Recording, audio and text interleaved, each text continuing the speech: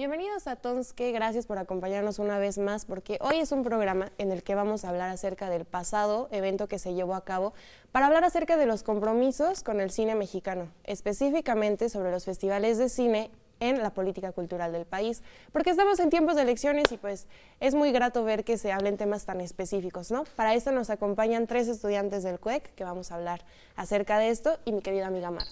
Muchas gracias y gracias chicos también por estar aquí con nosotros. Pues sí, el pasado evento fue el primero en la historia de México, en que se reunieron los representantes de cultura de los presidenciables a discutir el tema del cine y el tema de los festivales específicamente. Se dijeron cosas interesantes y lo que está más chido es que tenemos a 3 invitados que son 3 incipientes directores de cine que queremos saber cómo lo vieron ustedes. Ustedes van a formar parte o ya forman parte de la escena cinematográfica del país que cada vez está siendo más relevante y pues ¿qué les pareció?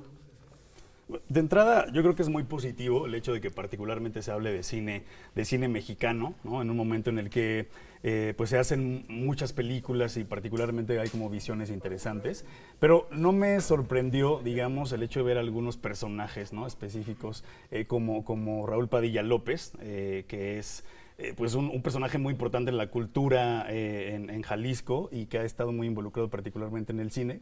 Es el presidente del patronato del Festival de Cine en Guadalajara, que es el evento cinematográfico de mayor tradición. No más. Lo cual puede ser positivo y negativo al mismo tiempo, ¿no? Por las propuestas que habló, me parece que tiene como muy claros los números.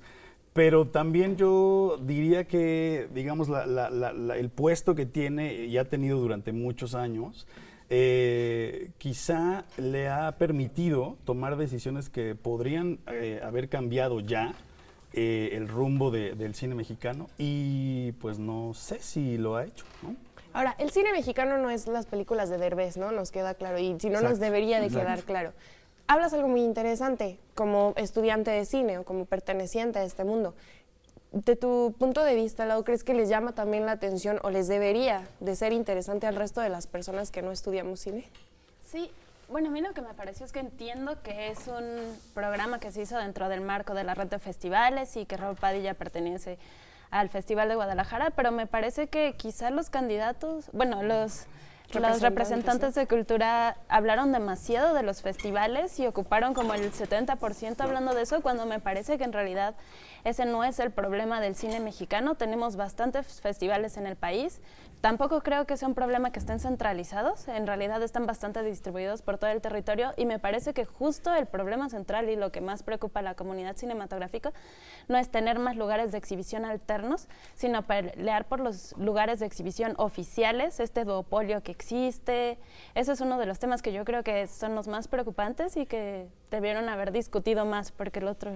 Y fue un tema que como que se tomó un poco de lado, ¿no? Que se decía como, bueno, sí es importante el cine comercial, pero esta cosa de los festivales, y hubo muchas propuestas de utilizar espacios alternos de exhibición, o sea, espacios públicos, por ejemplo, se propuso, ¿no? O retomar como igual infraestructura que está un poco abandonada de las universidades, ¿no? Pero eso, en realidad el tema de qué pasa con el gran duopolio en el país de exhibición, como que fue un tema medio que le dieron la vuelta. Es que la única alternativa que conocemos a esto es la Cineteca, ¿no? Cuando vas a ser hipster o quieres ver una prueba de cine diferente, ¿no?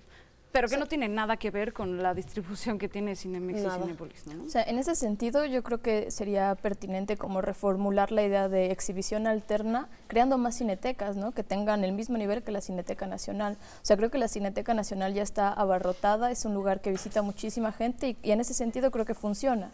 O sea, por ahí creo que mencionó Alejandra Fraustro que la Cineteca tiene el problema de que exhibe películas comerciales.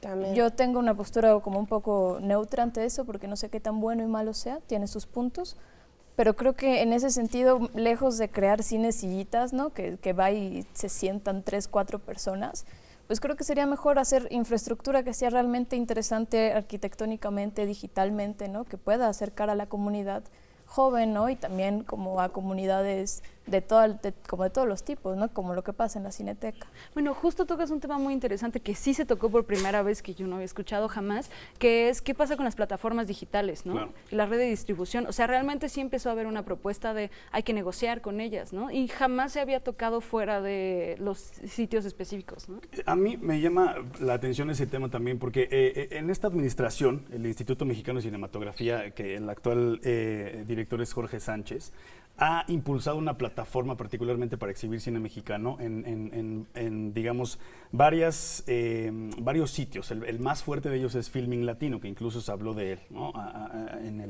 En el evento, en el encuentro, y daban cifras muy específicas de, ya lleva casi 6 años esta plataforma, y el número de suscriptores realmente no es tan significativo. A mí esto me hace pensar que en realidad uno de los problemas principales, y no sé qué opinan ustedes, es la educación.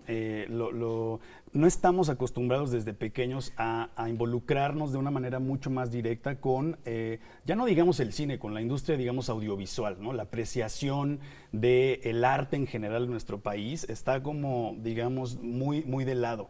Y en ese sentido, pues, ¿cómo podemos esperar que en estos momentos haya una avidez por ver cine mexicano particularmente, que tiene características completamente distintas con las que tienen otras producciones cinematográficas como las hollywoodenses, que prácticamente abarrotan los cines, cuando desde pequeños no nos enseñan a apreciarlo, ¿no? A mí justamente me llamó la atención que sí se tocó mucho el tema de creación de públicos y cómo se podía lograr esto, pero me parece que se sigue eludiendo el tema principal, o sea, el TLC y el cine como una excepción cultural, porque no se trata solo de crear cineclubes y de ir enseñando, sino que me parece que el gobierno sí tiene que tener un papel activo en la creación y en la protección del cine nacional, así como lo hacen en Francia y como incluso Raúl Padilla lo mencionó, y sin embargo no mencionaron como toda la pugna que estaba habiendo en la comunidad cinematográfica como desde octubre para hacer del cine una excepción cultural y protegerla, porque no se ha dicho que justo el gobierno tuvo un papel muy importante para que el cine se dejara de ver, o sea, permitir tantas,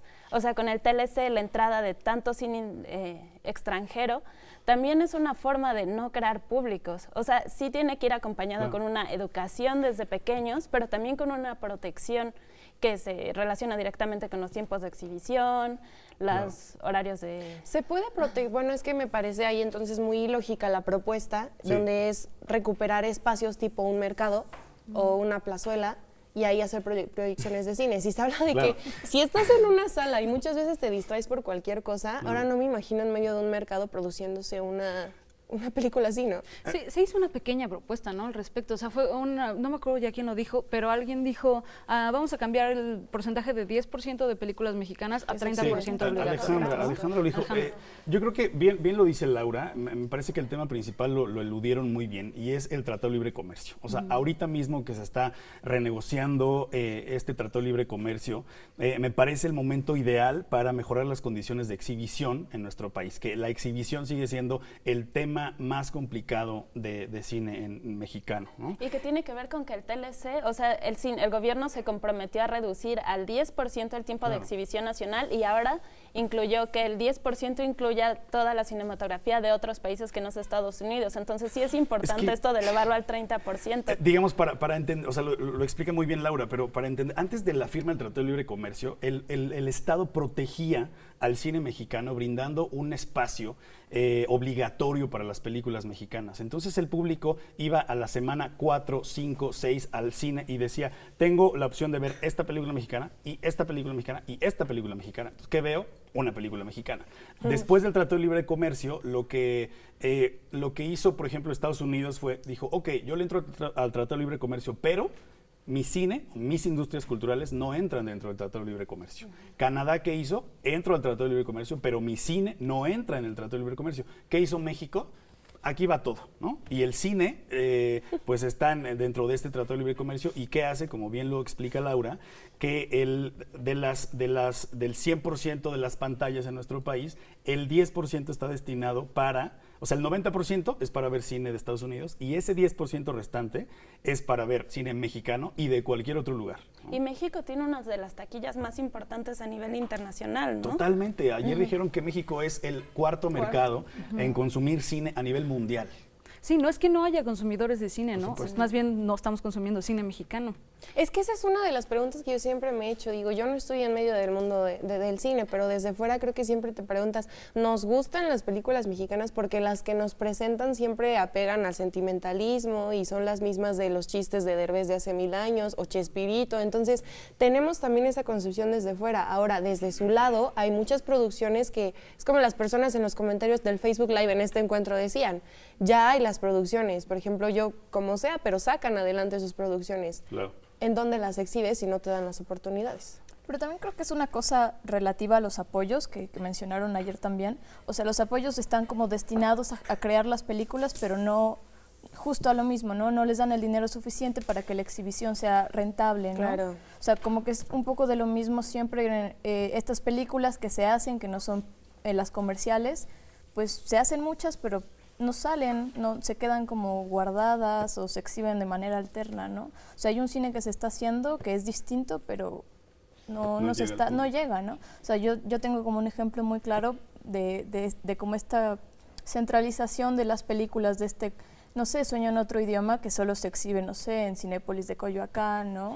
En este tipo de recintos culturales, y yo me pregunto, ¿cuándo va a llegar al Estado de México, que es donde yo vivo, este tipo de películas? Es que se ha elitizado demasiado la industria del cine, ¿no? Pero Raúl Padilla hablaba de la posibilidad de cambiar las leyes y mezclarlas para unir apoyos y pagar más distribución y promoción, pero a mí me parece que esa no, o sea, eso es como decir, bueno, le vamos a dar más dinero a Cinépolis y a Cinemex para que exhiban el cine mexicano, Claro. y es como, no, por ley deberían decir como, no puedes hacer esto de que pones las películas más alternativas en bien poquitas salas, en horarios terribles, porque ellos lo hacen también para decir como, pues es que no tengo gente que venga a verlo, entonces la saco más pronto y lleno más pantallas con los Avengers. Porque todos vamos al cine a las 12 de la noche. Ajá. Claro, Sí. bueno. Ahora que Frida pone el ejemplo de Sueño en otro idioma, que es la película que más, dirigida por Ernesto Contreras, Ganó el premio Ariel. que exactamente es la película que más Arieles se llevó en esta edición.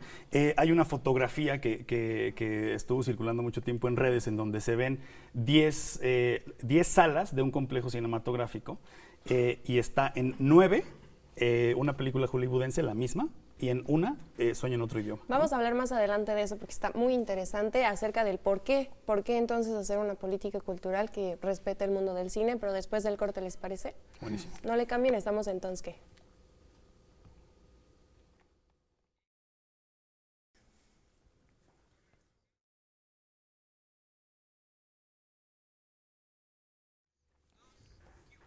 Regresamos a Donske y lo hacemos con la sección cultural porque Marta, Mariana, queridos invitados, para mi gusto faltó algo determinante en este encuentro de compromisos por el cine nacional que vimos recientemente y es la causa de todo.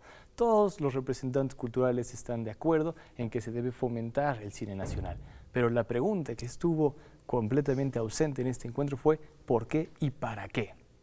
La pregunta es, ¿tener una industria cinematográfica nacional más fuerte simplemente por un motivo nacionalista de estar orgullosos de nuestro cine, por un motivo capitalista de aumentar un par de puntos en el PIB por esta industria cinematográfica, tenemos que estar de acuerdo, continuar con esta moda porque es cierto, el cine se ha vuelto también una moda en los últimos años desde que hemos sido ganadores de varios premios Oscar sobre todo, o por un altruista impulso a la cultura. ¿Por qué? Esa es la pregunta y es importante por el motivo único de que nos dictará qué políticas y sobre todo qué estrategias seguir. Pensemos, por ejemplo, también que todos los candidatos prácticamente estaban de acuerdo en lo necesario que es incluir el cine en proyectos educativos, en las escuelas. Pero el día de hoy esta pequeña sección va más a lo histórico que a lo literario como suelo hacerlo, porque cuando se dice esto de utilizar el cine desde la educación, la pregunta nuevamente es ¿para qué y cómo? Si tomamos el ejemplo de la Unión Soviética y lo que hacía durante toda la primera mitad del siglo pasado, del siglo XX, el cine era un instrumento de propaganda política. Y sí, estaba en las escuelas, pero modelando ideología. Y no nos vayamos tan lejos hasta la Unión Soviética, pensemos en México. Hablaron los propios representantes de cultura acerca de la época de oro del cine mexicano. Habría que recordar que sus últimos años son con Miguel Alemán. Y entre su proyecto cultural está la utilización del cine como un instrumento también de difusión nacional e internacional. Y sí, hay un impulso al cine nacional en ese momento, pero también como modelo para difundir opinión pública, moldearla tanto dentro como fuera del país. Y sí, podrá haber una gran difusión del cine en ese momento, pero lo importante también es que causa censura, porque ese apoyo se puede tornar en algo muy distinto. Ese apoyo puede ser, por ejemplo, que se privilegie películas como Nosotros los Pobres, que muestra un país, un México completamente idealizado, y por su parte que se censure películas tan crudas, tan realistas como Los Olvidados de Luis Buñuel. De esto ustedes saben mucho más que nosotros y realmente esa, sigo insistiendo, es la pregunta. ¿Para qué impulsar la cultura cinematográfica? ¿Con cuál de todos estos objetivos? Porque eso nos dictará qué quieren hacer estos representantes de cultura y hasta qué extremos y de qué manera se logrará en cada uno de los sexenios. Muchas gracias, Elic. Pues es cierto, o sea, siempre hay razones detrás y que no podemos pensar que son ni necesariamente inocentes ni ingenuas. Muchas gracias, Elic. Todo un gusto. Me hace pues pensar justo, pues el cine siempre ha sido modo de propagar ideas, ¿no? Que puede ser desde el Goebbels propagando las ideas fascistas, ¿no? De nazis, o la resistencia de las guerrillas latinoamericanas durante las dictaduras, ¿no? Sí, pero es un medio de comunicación masivo y muy poderoso. Entonces, ¿qué está pasando en un México donde la mayor parte del cine, pues en realidad está trayendo ideología extranjera, ¿no? Y pues muy específicamente de Estados Unidos. Así es. ¿Qué pasa con lo nuestro, ¿no? Sí, porque justo eso no es casualidad, no es como de pronto hablan y, o sea, que la gente dice, es que al público mexicano no le gusta el cine mexicano. Eso se planeó, o sea, que ahora el cine nunca es neutro, entonces el hecho de que ahora el público vea sobre todo cine estadounidense es ya una forma de borrar un poco nuestra identidad cultural, que nos querramos identificar con patrones que no son los nuestros, que nos parezca más fácil como que toda esta ola de privatizaciones donde el país pues ya no es tan nuestro. Claro. Entonces el cine sigue funcionando siempre como herramienta política y ahora está en manos sobre todo de producciones extranjeras, entonces eso sí ha repercutido, como en la privatización del petróleo. Y las que no son producciones extranjeras, ¿no? Que son producciones mexicanas, tienden a copiar no solo los esquemas, sino incluso las historias, ¿no? de estos grandes temas que se tocan en Estados Unidos y que no necesariamente es nuestra realidad. Y estas películas, que no son las únicas que existen en el cine mexicano, sí son las que llegan a exhibirse de manera comercial. Entonces, de pronto, como decíamos, el público en general cree que ese es el cine mexicano, punto, y que no hay más, ¿no? Cuando en festivales de cine, que se han convertido como en esta especie como de oasis, el único lugar donde las películas pueden tener una exhibición, digamos, medianamente digna y que pueden llegar a un número de espectadores que sobrepasa una o dos salas, porque tampoco se puede más, una o dos salas de cine, pues está, digamos, supeditado a eso, a la capacidad que tiene un festival para albergar estas películas. Que también volvemos a un problema que se tocó en el pasado Encuentro por la Cultura, ahora en este de Compromisos por el Cine Mexicano, de decir qué presupuesto tenemos. A final de cuentas suena muy padre decir que se van a lo mejor a recuperar espacios, a crear unos nuevos, a utilizar los que ya existen, pero ¿con qué dinero, no? Y seamos realistas. Cuando se habló en el pasado sobre cultura, todo el mundo se fue sobre fomento a la lectura y a las artes y la danza, cuando cultura nos llevaría a todo un programa, que esa es una pregunta que siempre nos han dicho, pregúntele para él qué es cultura, no, porque nos llevaríamos toda una vida en su definición. Pero justo pensando en cine, ¿qué presupuesto se necesitaría? O siendo realistas, ¿qué es el verdadero problema que se enfrentan ustedes quizá como jóvenes en este mundo? Pues yo creo que el problema es que no hay como fondos establecidos y regulares tanto para los festivales como para las exhibiciones de las películas que salen, ¿no? O sea, no hay como una regulación a la exhibición, ¿no? Era un poco ya de lo que hablaban mis compañeros, que pues estas películas, ¿no? Tienen como una especie de regulación del semanazo, ¿no? Que les dan un periodo muy pequeño de tiempo para que se exhiban y salen enseguida, ¿no? Entonces creo que ese es un poco el problema. No sé si sea tanto monetario, porque creo que no es que no haya dinero, sino que está mal distribuido, ¿no? O sea, está como mal organizado desde arriba, ¿no? La manera en la que se destina el dinero. Entonces es un poco como un círculo vicioso. Un poco hablaron ayer de cifras, ¿no? Decían que cada año, por ejemplo, se designan 950 millones de pesos para la producción, o sea, para estos fondos de inversión al cine, de los cuales solamente 50 millones se destinan para la distribución, ¿no? Entonces, haciendo una comparación, evidentemente hay un problema y un descuido en cuanto a, pues eso, hacer que las películas sean vistas por el público. Por otra parte, también creo que tiene mucho que ver con la falta de seguimiento que hacen los gobiernos a lo que los anteriores administraciones han hecho. Un ejemplo muy específico es, y que ayer se tocó, de hecho, se tocó en esta mesa, fue precisamente lo que tiene que ver con la escuela de guionismo, ¿no? Hablaban de, en México hay muchas historias que contar, ¿no? Somos expertos en contar historias. En Morelia existe una escuela de la administración pasada, de la Secretaría de Cultura, que se instauró precisamente para fomentar el hecho de la escritura de guiones y llevarlos posteriormente al cine. Es un lugar que está abandonado, ¿no? Ahora mismo, ¿no? Y que, bueno, Alejandra Frausto ya decía que la intención es retomarlo.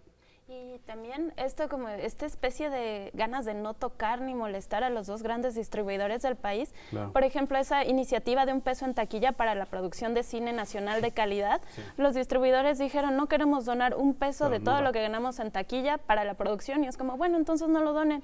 Entonces es como, ¿por qué el Estado no podría presionar por 1 peso por cada 76 o 80 que ganan en taquilla? Y otra cosa que también es preocupante, yo recuerdo que discutían sobre esto de Netflix y que cada vez, o sea, si México logra proteger su industria como un derecho cultural, no nos vamos a convertir en el país de maquiladores en el que nos estamos convirtiendo, claro, en el que vienen a producir acá porque es una producción barata, pero no estamos produciendo contenido como sí se está haciendo en Europa porque lo están defendiendo por ley. Entonces esa es una urgencia para regular también. Bueno, es que aquí no nos defienden la vida ni por ley, pero ese es otro problema, ¿no? También había una propuesta interesante de convertir al IMCINE en el Instituto Mexicano de Cinematografía y de Producción Audiovisual, sí, que me pareció que no se había tocado el tema, ¿no? Antes, como de, bueno, no es el único formato que se está haciendo y digamos es el más importante porque es un poco el más establecido, pero cada vez se están haciendo más importantes otros también, ¿no? Es que me parece a mí que es muy positivo el hecho de que se contemple la industria, digamos, audiovisual en general. Sin embargo, siendo estudiante de cine me preocupa el hecho de que si el cine mexicano y la plataforma de producción, exhibición, no está lo suficientemente sólida, como que abrir la oportunidad y la posibilidad o querer abarcar toda la industria audiovisual, sin que algo esté funcionando de manera correcta, me parece peligroso. El IMCINE, particularmente en esta administración, ha estado preocupado por abrir la posibilidad de, por ejemplo, la producción ya no nada más de películas, sino de series de televisión. Hay un apoyo para la escritura, por lo pronto, de series de televisión. Entonces, como que ya se viene, digamos, construyendo un camino que seguramente terminará siendo inclusivo con el asunto del audiovisual, pero sí me preocupa que no... También en el sentido de que o sea, toda la producción audiovisual, como las series básicamente, pues le pertenecen a Netflix, a Blim, ¿no? A las televisoras, al 11, a Argos. O sea, son cadenas, pues, privadas, ¿no? O sea, claro, hacer como, o más bien fomentar la producción audiovisual, pues, ¿hacia dónde, no? O sea, ¿de dónde vendría y hacia dónde iría, no? ¿Hacia la tele? O sea, ¿hacia qué canales, no? O sea, creo que no se han planteado que esta producción audiovisual que existe en México, pues, no tiene una salida como cultural propiamente. Lo hablábamos en el corte y se relaciona perfecto con lo que también decía Laura, ¿no? Acerca de que te dejan la responsabilidad a ti creador, a ti director, de que eduques, por decirlo claro, así, a tu público para que ellos vean cine mexicano, tú te abres tus espacios, por eso en propuestas estudiantiles hay muchísimas de hacer clubs de cine y jornadas, ¿no? De presentaciones, pero no es un derecho como tú decías. Y es lo que vemos, también cuesta trabajo traer al público por las condiciones en general. La muestra del CUEC casi siempre es gratis, hay un montón de sedes y sin embargo uno se da cuenta cómo invitas a tus familiares y amigos y es difícil que vayan porque también se entiende, o sea, si trabajas de 8 a 8, no tienes tiempo ni de comer, hay un montón de tráfico, pues también con qué ganas vas a ir a ver una película que te rete intelectual o emocionalmente, o sea, también creo que se necesita un cambio muy profundo. Lo que quieres es reírte al final de cuentas. Sí. Además es curioso porque en la muestra del CUEC siempre te preguntan, pero ¿es película o es corto? ¿No? Entonces tú dices como, bueno, es que claro, o sea, entiendo que se piense eso porque lo que decía yo al principio, no hay una educación básica para saber que las películas son largometrajes y cortometrajes, ¿no? Y que así es, pues, ¿no? Entonces, de pronto al público no está tan involucrado y no es su culpa, o sea, en realidad, insisto, es un problema de educación. ¿De qué forma lo podríamos hacer? Porque, pues, a lo mejor decimos no existe, pero ¿cuál sería una alternativa a que eso exista? Pues a mí me parece que instaurar una clase de apreciación cinematográfica desde que estábamos en el kinder, ¿no? Me parece como una gran idea. Eso se hace en otros países como Francia. O sea, digo, claro, el cine nació en Francia y evidentemente ellos tienen como todo un control como mucho más claro del poder que puede tener el cine, pero eso es lo que tendríamos, o sea, si vamos a copiar esos esquemas, copiemos los esquemas que realmente funcionan y ese sin duda es uno. Pues bueno, se nos acabó el tiempo del programa, estábamos No. en la discusión mental, pero pues les agradecemos muchísimo haber estado aquí para hablar con nosotros. Es un tema pues importantísimo para la cultura del país, que además está siendo cada vez más relevante, y pues yo creo que seguiremos hablando al respecto, y además veremos quién llega al poder y qué es la propuesta, cuál es la propuesta ya real cuando estén ahí, ¿no? Claro. Y que no se deje, ¿no? Digo, por redes sociales nos pueden compartir el trabajo que ustedes están haciendo, igual quienes nos estén viendo, si están en algo, pues empezar también entre nosotros a crear comunidad, porque eso de dejarlo siempre en las autoridades, sabemos que quizá puede funcionar, quizá no, pero mientras no hay presupuesto, pues empezar a hacer por otro lado, ¿no? Claro. Y pues nos vemos en el próximo episodio de Tonske. Muy bien. Muchas gracias. Gracias. Gracias.